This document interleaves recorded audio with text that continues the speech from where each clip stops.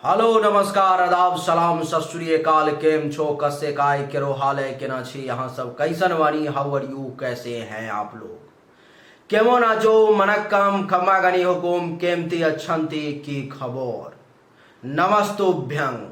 उम्मीद करता हूं कि आप लोग बहुत अच्छे होंगे, स्वस्थ होंगे, दुरुस्त होंगे और आपका समय बहुत मजे में बीत रहा होगा। देवी और सज्जनों, आज के इस वीडियो में मैं चर्चा करने जा रहा हूं एक विशेष व्यक्ति के जन्म कुंडली के बारे में, जिनकी जन्म तारीख जो है सो 3 मई 1969 शाम को 5:50 बाली राजस्थान का है। एक बार फिर से कंफर्म कर लें, 3 मई 1969 5:50 शाम में बाली राजस्थान का है। इनका जीवन कैसा रहेगा, इनकी कुंडली कैसी है, कौन सा ग्रह इनके लिए अच्छा तो कौन सा ग्रह बुरा रिजल्ट देने वाला है, इन सभी विषय के बारे में चर्चा करूंगा। किस ग्रह का समय इनके जीवन में कब कब आएगा, अथवा ये भी कि कौन कौन सा रत्न इनको धारण करना चाहिए, कौन सा नहीं करना चाहिए। कुंडली की लगभग जितनी भी विषय है सब पर मैं चर्चा करूंगा। सबसे पहले कुंडली आपको साइड में लगी हुई है, दिखाई दे रही होगी। तुला लग्न की कुंडली है इनकी और वृश्चिक राशि है। कुंडली के प्रथम भाव में कोई भी ग्रह नहीं है, दूसरे में चंद्रमा मंगल, तीसरे चौथे पंचम में कोई नहीं, छठे में राहु और शुक्र, सप्तम में शनि और सूर्य, अष्टम में बुध, नवम दशम में एकादश में कोई नहीं, द्वादश में गुरु और केतु की युति है, दोनों बैठे हुए हैं। इनका जीवन आखिर कैसा बीतेगा, ग्रह कैसे कैसे रिजल्ट देंगे, आइए उसको समझते हैं। सबसे पहले आप कॉपी और पेन निकाल लो और लिख लो कि लग्न तुला है और राशि आपकी वृश्चिक है। इसके बाद आप लिखो जब जन्म हुआ तो जन्म से लेकर के 30/10/1982 तक शनि की महादशा रही, 30/10/1982 से 30/10/1999 तक फिर बुध की महादशा आ गई, 30/10/1999 से लेके 30/10/2006 तक केतु की महादशा रही और 30/10/2006 से लेके 30/10/2026 तक शुक्र की महादशा रहेगी। 30/10/2026 से लेके 30/10/2032 तक सूर्य की महादशा रहेगी और उसके बाद चंद्रमा का समय आ जाएगा। अंतरदशा लिख लो आप। अभी आपके कुंडली में शुक्र के महादशा में शनि की अंतरदशा चल रही है, जो कि 30/10/2022 तक रहेगी। 30/10/2022 से लेके 30/8/2025 तक शुक्र के महादशा में बुध की अंतरदशा और 30/8/2025 से लेके 30/10/2026 तक शुक्र के महादशा में केतु की अंतरदशा रहेगी। इसके बाद 30/10/2026 से लेके 17 फरवरी 2027 तक सूर्य के महादशा में सूर्य की अंतरदशा रहेगी और 17 फरवरी 2027 से लेके 17/8/2027 तक सूर्य के महादशा में चंद्रमा की अंतरदशा रहेगी। 17/8/2027 से लेके 23/12/2027 तक सूर्य के महादशा में मंगल की अंतरदशा रहेगी और 23/12/2027 से लेके 17/11/2028 तक सूर्य के महादशा में राहु की अंतरदशा आ जाएगी। 17/11/2028 से लेके 5/9/2029 तक सूर्य के महादशा में गुरु की अंतरदशा रहेगी और 5/9/2029 से 17/8/2023 तक सूर्य के महादशा में शनि की अंतरदशा आ जाएगी और 17/8/2030 से लेके 23/6/2031 तक सूर्य के महादशा में बुध की अंतरदशा रहेगी और 23/6/2031 से 30/10/2031 तक सूर्य में केतु और 30/10/2031 से 30/10/2032 तक सूर्य में शुक्र का समय रहेगा। उसके बाद चंद्रमा की महादशा आपके ऊपर में लागू हो जाएगी। अब आप ये समझो कि कौन सा ग्रह आपके लिए कैसा रिजल्ट देने वाला है, कितना बढ़िया है, कितना खराब है, इसको समझने का आप प्रयास करो। चर्चा जो है सो मैं सूर्य से ही आरंभ करूंगा। सूर्य आपके लिए कैसा है, यहीं से चर्चा शुरू करूंगा। सूर्य आपके कुंडली के लाभ का मालिक है, एकादश भाव का और सप्तम भाव में उच्च का बैठा हुआ है। सूर्य की डिग्री 19 है। सूर्य का जब जब समय जीवन में आपको आएगा बहुत कुछ दे के जाएगा, जैसे कि आय में वृद्धि कर देगा, लाभ दिलवाएगा, उपलब्धि की प्राप्ति करवाएगा, मनोकामनाओं की पूर्ति करवाएगा, बड़े भाई बहन सीनियर्स इन सब का सपोर्ट दिलवाएगा अथवा इनके समान व्यक्ति से लाभ दिलवाएगा, बुढ़ापा में पुत्र वधू दामाद का सुख भी दिलवाएगा। ये आपको सूर्य सप्तम भाव में बैठा हुआ है तो सूर्य के समय में जीवन साथी का सुख मिलेगा, काम वासना की पूर्ति, वैवाहिक जीवन सूर्य के समय में बढ़िया चलेगा, दैनिक रोजगार व्यवसाय भी अच्छे रहेंगे, प्राइवेट पार्ट से संबंधित परेशानी भी दूर होगी, दुश्मन का भी नाश होगा, चिंताएं भी खत्म होंगी। और इसकी सप्तम दृष्टि प्रथम भाव पर में शारीरिक तौर पर में भी सूर्य के समय में मजबूत रहोगे, रंग रूप बड़ा तेजस्वी दिखेगा, ज्ञान में वृद्धि होगी, बल का एहसास होगा, दिमाग सही तरीके से काम करेगा लेकिन गुस्सा ज्यादा आएंगे, विवेक का सहारा मिलेगा, शील स्वभाव बढ़िया रहेगा, गर्व करने लायक भी काम आप करोगे। सूर्य आपके लिए बहुत ही बढ़िया शुभ और सुंदर ग्रह है। सूर्य के लिए आपको माणिक्य धारण करने की भी आवश्यकता नहीं है। सूर्य अपने आप में पूरा युवा अवस्था में है, आपको पूर्ण रूप से रिजल्ट देने में सक्षम है। सूर्य के बाद अब हम लोग चंद्रमा की चर्चा करेंगे। चंद्रमा नीच का आपके कुंडली के दूसरे भाव में बैठा हुआ है। चंद्रमा का समय जब जब आपके जीवन में आएगा बड़ा घातक साबित होगा, जैसे कि चंद्रमा के समय में आपको पैतृक संपत्ति को लेके, पिता अथवा पिता तुल्य लोगों को लेके टेंशन, तनाव, परेशानी, हानि उठानी पड़ सकती है। काम धंधा चंद्रमा के समय में आपका अच्छा चलना मुश्किल हो जाएगा। पद प्रतिष्ठा मान सम्मान में चंद्रमा के समय में कमी आएगी। और चंद्रमा दूसरे भाव में बैठा हुआ है तो धन धान्य संपत्ति भी जमा करने में परेशानी का आपको सामना करना पड़ेगा। कुटुंब से, परिवार के लोगों से भी टेंशन तनाव होगी, मृत्युतुल्य कष्ट का सामना करना पड़ सकता है, वाणी में दोष की स्थिति, झूठ बोलोगे, दान पुण्य करने से भी हिचकिचाओगे, हिचकिचाहट रहेगी, भोजन अच्छा नहीं मिलेगा। और सप्तम दृष्टि अष्टम भाव पर में मार्केश का योग भी बनेगा, मृत्युतुल्य कष्ट का समय भी रहेगा। अचानक से धन हानि के योग भी बनेंगे, अचानक से बनता हुआ काम भी बिगड़ेगा, दुर्घटना, एक्सीडेंट, चोट वगैरह लगने के भी योग बन जाएंगे चंद्रमा के समय में। चंद्रमा आपके कुंडली में 7 डिग्री पर में नीच का कुंडली के दूसरे भाव में बैठा हुआ है, जिसके कारण से चंद्रमा के लिए कभी भी आपको जीवन में मोती नाम का रत्न नहीं धारण करना है, नहीं तो ये नीच का है, नीचता बढ़ जाएगी आपको और अपने समय में तबाही मचा देगा। चंद्रमा के समय में आपको चाहिए कि नमो चंद्रमसे नमः मंत्र का 10 माला दैनिक रूप से जाप करें अथवा उसकी जो वैदिक मंत्र है उसके थ्रू आप उसका सही अनुष्ठान करवाएं। चंद्रमा के बाद मंगल की चर्चा करेंगे। मंगल इस कुंडली के दूसरे भाव में बैठा हुआ है अपने ही घर में 23 डिग्री पर में। अपने घर में बैठने के कारण कुछ लाभ देगा, लेकिन मंगल इस कुंडली में एक मारक ग्रह है, अच्छा ग्रह नहीं है, जिसके कारण से ये आपको नुकसान भी पहुंचाएगा। किस किस मामले में लाभ देगा और कैसे कैसे नुकसान पहुंचाएगा वो सुनो आप। इस समय में आपको गुस्सा बहुत आएंगे। मंगल की जब जब महादशा अंतरदशा जीवन में आएगी गुस्सा बहुत आएंगे।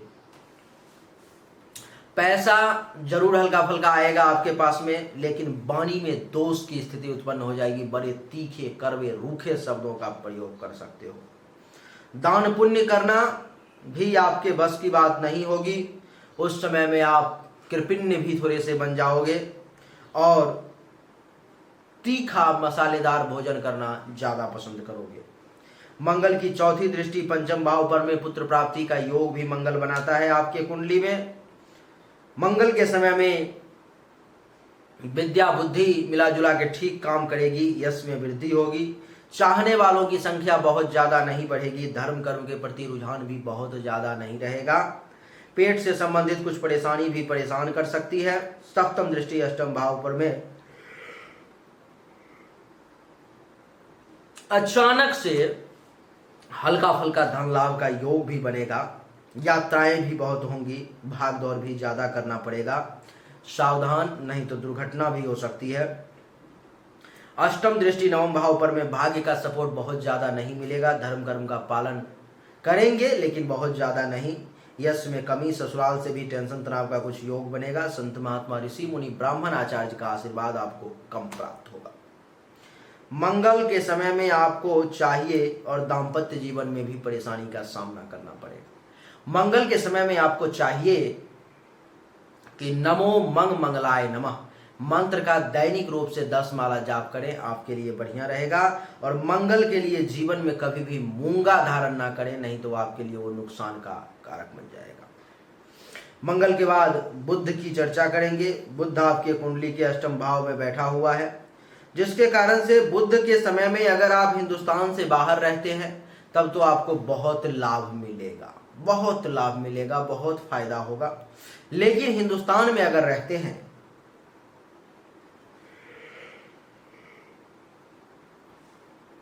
तो बुध के समय में भी आपको हल्का फुल्का आकस्मिक धन लाभ, अचानक से धन हानि, अचानक से बनता हुआ काम बिगड़ना, दुर्घटना एक्सीडेंट के योग, बुध की सप्तम दृष्टि दूसरे भाव पर में जमा पूंजी का धीरे धीरे हाथों से निकलते जाना, परिवार में टेंशन तनाव का योग, वाणी आपकी जरूर मीठी रहेगी, दान पुण्य बहुत ज़्यादा नहीं कर पाओगे, पड़ोसी के साथ भी टेंशन तनाव का स्थिति उत्पन्न करवा देगा बुध। नवम भाव के साथ साथ द्वादश भाव का भी मालिक है, तो भाग्य का साथ बुध के समय में कम मिलेगा, धर्म कर्म के पालन करने में परेशानी का सामना करना पड़ेगा। ससुराल से जो है आपको कम लाभ मिलेगा, संत महात्मा ऋषि मुनि ब्राह्मण आचार्य का आशीर्वाद भी कम मिलेगा, खर्चा ज्यादा होगा, धनहानि के योग बनेंगे, सैया सुख में कमी आएगी, अस्पताल का खर्चा भी एक्टिवेट रहेगा। बुध के समय में भी अगर विदेश में रहते हैं, विदेश से कनेक्शन है तो वहां से लाभ मिलेगा, अन्यथा बुध आपके लिए बहुत परेशान कर देगा आपको। बुध के समय में भी आपको नमो बुंग बुधाय नमः मंत्र का 10 माला जाप दैनिक रूप से करना चाहिए। बुध के बाद गुरु की चर्चा करेंगे। गुरु इस कुंडली के 12वें भाव में केतु के साथ युति बना करके गुरु चांडाल नामक दोष भी बना रहा है, जिसके कारण से आपके मन में हमेशा ज्ञान के प्रति अहम की भावना रहेगी कि मैं जो कह रहा हूं, मैं जो कर रहा हूं वही सही है, और ये आपको बहुत जीवन में नुकसान पहुंचाएगा। गुरु आपके कुंडली के 12वें भाव में बैठे हुए हैं, जिसके कारण से गुरु के समय में भी अगर आप विदेश में रहते हो, विदेश से जुड़े हुए रहते हो तो आपके लिए बहुत अच्छा रहेगा। नहीं तो आपको खर्चा ज्यादा होगा गुरु के समय में, धन हानि के योग बनेंगे, सैया सुख में कमी, अस्पताल का खर्चा एक्टिवेट, आंख से संबंधित परेशानी, गुरु की पंचम दृष्टि चतुर्थ भाव पर में सुख में कमी के योग, माता को हेल्थ व इशू, जमीन मकान गाड़ी अचल संपत्ति इन सब के सुख का भी योग बनेगा। लेकिन इन सब के रिगार्डिंग टेंशन तनाव भी, अनएक्सपेक्टेड लॉस, छाती हृदय फेफड़े से संबंधित गुरु के स्वयं कुछ परेशानी भी। गुरु की सप्तम दृष्टि छठे भाव पर में दुश्मनों के द्वारा परेशानी, चिंता, हेल्थ व इशू, कर्ज, केस मुकदमा, पेट से संबंधित परेशानी, अपयश, कलंक, शोक और दुख की प्राप्ति। और गुरु की नवम दृष्टि अष्टम भाव पर में, जिसके कारण से अचानक से धन हानि के भी योग, अचानक से बनता हुआ काम बिगड़ने का योग, दुर्घटना एक्सीडेंट का भी योग गुरु बनाएगा। गुरु के लिए भी जीवन में कभी भी पीला पुखरा धारण ना करें, नहीं तो गुरु आपको परेशान कर देगा। गुरु तीसरे भाव का भी मालिक है, तो गुरु के समय में आपको छोटे भाई बहन, जूनियर्स अथवा उनके समान व्यक्ति से लाभ कम मिलेगा, पराक्रम में कमी रहेगी, धैर्य कमजोर हो जाएगा, गुप्त शत्रु के द्वारा परेशानी, गले नाक कान, श्वसन अंग से संबंधित भी कुछ परेशानी गुरु दे सकता है, इसलिए सावधान। गुरु के समय में नमो ब्रिंग बृहस्पति नमः मंत्र का जाप करेंगे, आपके लिए बढ़िया रहेगा। गुरु के लिए कभी भी पीला पुखरा धारण नहीं करेंगे। आपकी जो कुंडली है इसमें सबसे अच्छा ये है कि इसमें सरकार से लाभ का प्रबल योग है। हो सकता है भगवान की कृपा रही हो तो आपको सरकारी नौकरी भी लग गई हो, लेकिन अगर नहीं लगी है और हिंदुस्तान में आप रहे हो तो बड़ा संघर्ष और परेशानी से आपकी जिंदगी बीतती पूरी कुंडली जैसे फलादेश करता जा रहा हूँ नजर आ रही है। अगर हिंदुस्तान से बाहर रहे होगे, गए होगे, तो वहां के लिए ये कुंडली वरदान है। गुरु के बाद शुक्र की चर्चा करेंगे। शुक्र उच्च का कुंडली के छठे भाव में बैठा हुआ है, लेकिन राहु के साथ युति है, जिसके कारण से पेट से संबंधित शुक्र अपने समय में आपको बहुत परेशानी देगा। शुक्र के समय में आपको दुश्मन बहुत परेशान करेगा, लेकिन उसको अपने चतुराई से आप उसमें से निकल जाओगे। कुछ चिंताएं रहेंगी, हेल्थ व इशू आएंगी, लेकिन फिर उससे बच जाओगे। कर्ज वगैरह लेने का प्रयास मत करना, लड़ाई झगड़ा करने की कोशिश मत करना, नहीं तो केस मुकदमा होने का योग भी बन सकता है। और अपयश लगने से बचने का प्रयास करना है आपकी, आप पर में कलंक ना लगे। शोक और दुख की हल्की फुल्की प्राप्ति हो सकती है। इसकी सप्तम दृष्टि द्वादश भाव पर में खर्चा कम करने की कोशिश करना, नींद पर्याप्त लेने का प्रयास करना शुक्र के समय में, विदेश से लाभ का भी योग बनाएगा। शुक्र अस्पताल का खर्चा भी कुछ एक्टिवेट रखेगा। आंख से संबंधित, पेट से संबंधित भी कुछ परेशानी, पाँव में भी चोट लगने के योग दे देगा शुक्र। और शुक्र इस कुंडली में प्रथम भाव का भी मालिक है और अष्टम भाव का भी मालिक है, जिसके कारण से दिमागी तौर पर में भी परेशानी रहेगी और शुक्र के समय में काम में रुकावट और बाधाएं भी खूब आएंगी।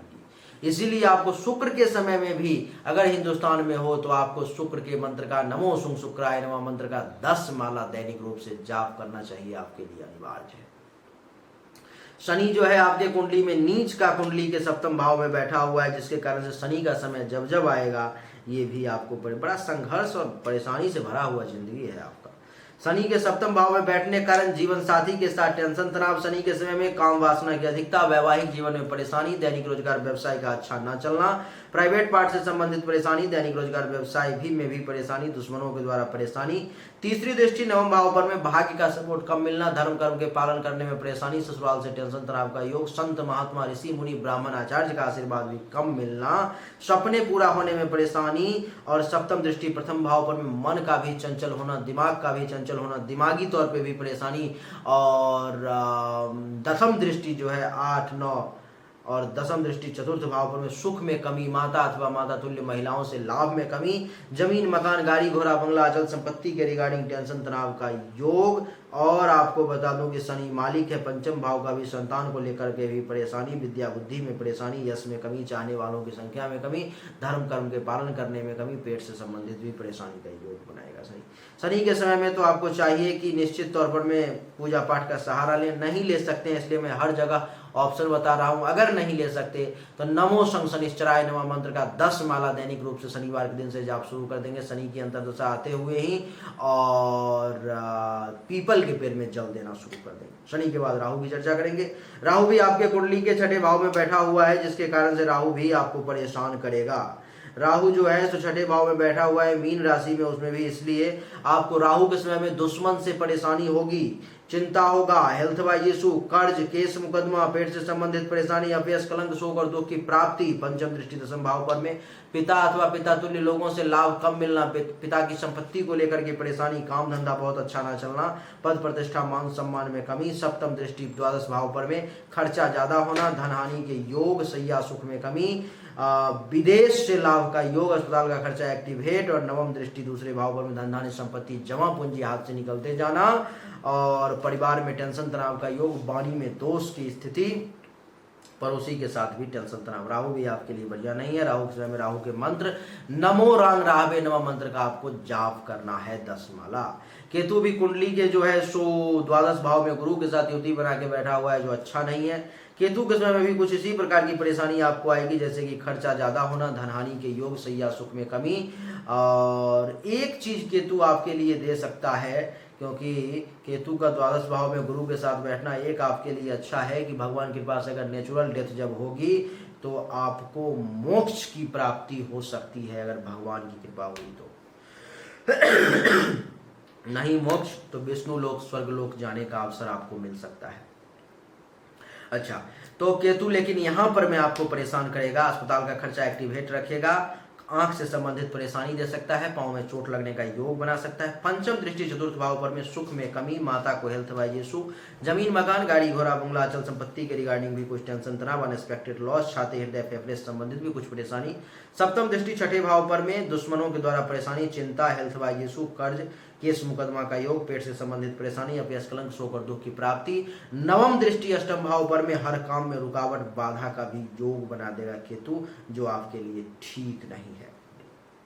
केतु के समय में भी ओम के नमो किंग केतवे नमः मंत्र का आपको सहारा लेना पड़ेगा। इस समय में आपके कुंडली में शुक्र की महादशा चल रही है, शुक्र के महादशा में शनि की अंतर्दशा चल रही है, समय बहुत ही ज्यादा विपरीत चल रहा है। आपके कुछ प्रश्न हैं, मैं देख लेता हूं।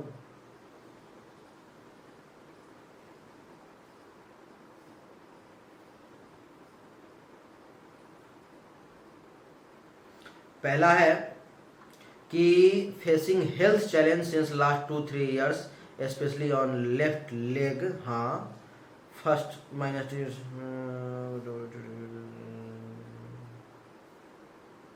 दोनों साइड की एक साइड का ऑपरेशन किया,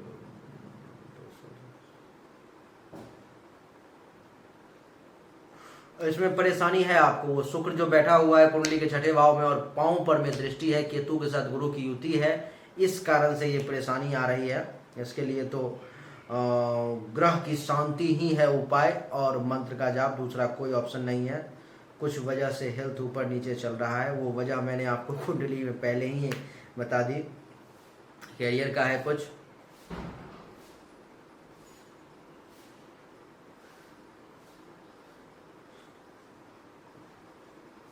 काम तो आप कर रहे हो ससुराल वाले के साथ, लेकिन बहुत जल्दी आपको ससुराल से टेंशन तनाव का भी योग बनने जा रहा है, जो अभी अभी मैंने फलादेश शनि का किया है।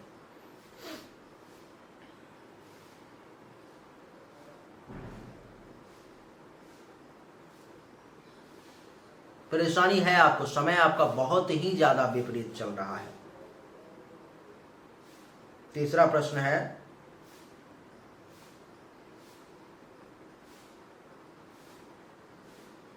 ये तो बताया ही है सब। अभी जो शनि का जो परेशानी बताया हूं वही सब आपकी परेशानी है। शनि नीच का जो सप्तम भाव में बैठा हुआ है। तीसरा क्वेश्चन आपका, जो मस्तक पर में दृष्टि है, आपके मन को चंचल बना के रखता है, आपको डिसीजन नहीं लेने देता, उसका कारण भी शनि ही है। अभी आपको अपना करने में भी नहीं है फायदा, लॉस ही हो जाएगा अगर अपना करोगे तो, क्योंकि समय आपके पक्ष में नहीं है। इसलिए करना तो आपको जॉब ही है, आपके लिए जॉब ही बढ़िया रहेगा। हाँ, होम लोन को लेकर के परेशानी है, क्योंकि कर्ज का समय है और वो परेशानी आपको चल रही होगी। लेकिन शनि और शुक्र के मंत्र का जाप आप करो दैनिक रूप से, धीरे धीरे क्लियर हो जाएगी।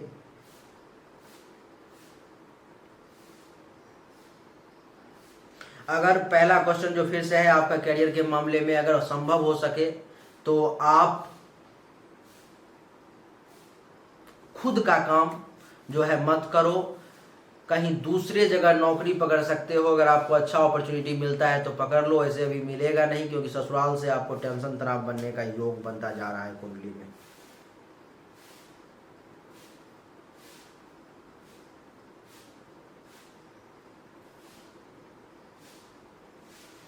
लेकिन छोड़ना नहीं है काम पहले, जब तक नौकरी ना मिले। और फंड की समस्या तो इसमें में रहेगी। शनि का और शुक्र का पूरा फलादेश आप पर में लागू हो चुका है, जो आपने क्वेश्चन भेजा है। दूसरा क्वेश्चन है,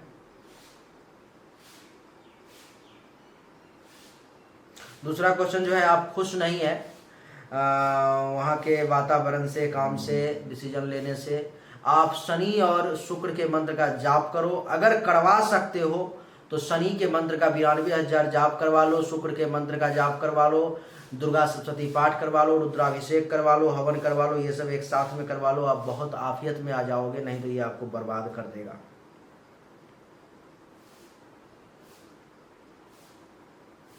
ये सब कारण जितने भी आपने ये नीचे में जो 3 प्रश्न लिखे हैं और ऊपर में जो 5, वो सब कारण क्यों है, कैसे है, ये सब मैंने आपको इस प्रश्न को देखने से पहले ही बता दिया है। मूल कारण उसका ग्रह ही है।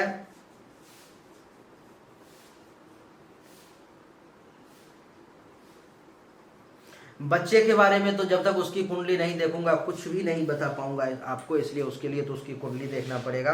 और बाकी सारी मैंने बातें बता दी। इस समय में अगर सक्षम हुआ तो शुक्र के मंत्र का जाप करवा लो, शनि के मंत्र का जाप करवा लो, रुद्राभिषेक करवा लो 5 बार साथ में ही, और दुर्गा सप्तशती का 9 आवर्ती पाठ, रुद्राभिषेक। इस सब में बहुत ज़्यादा खर्चा नहीं है, आपको 70-75 हज़ार रुपया का खर्चा है इसमें।